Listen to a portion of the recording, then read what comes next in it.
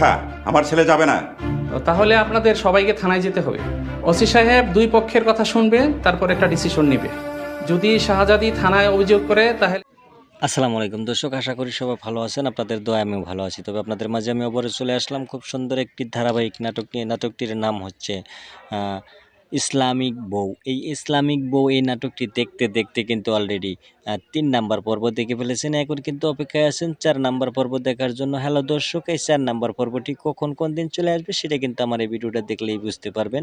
তার আগে ছোট্ট একটি রিকোয়েস্ট, যারা যারা আমার চ্যানেলটি এখনও সাবস্ক্রাইব করে নাই অতি তাড়াতাড়ি সাবস্ক্রাইব করুন। আর যারা যারা সাবস্ক্রাইব করেছেন তাদের জন্য অসংখ্য অসংখ্য ধন্যবাদ।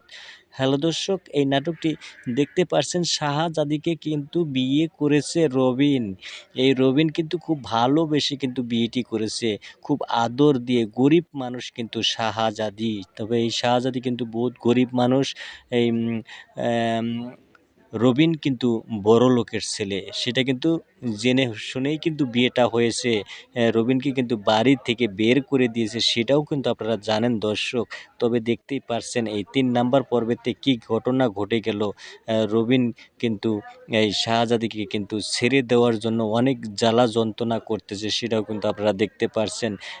আগামী ৪ নাম্বার পর্বেতে দেখতে পারবেন আসলে কি এই শাহজাদিকে ছেড়ে দেয়, রবিন কি আর একটা বিয়ে করে নাকি।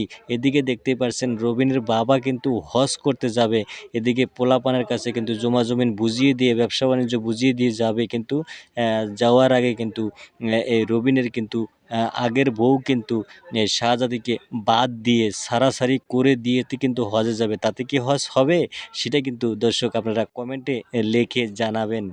দর্শক, এই নাটকের আগামী পর্ব চলে আসতেছে সামনের শুক্রবার বিকাল ৩টা বাজে দেখতে পারবেন। আশা করি সবাই বুঝতে পারছেন। ভালো থাকুন, সুস্থ থাকুন।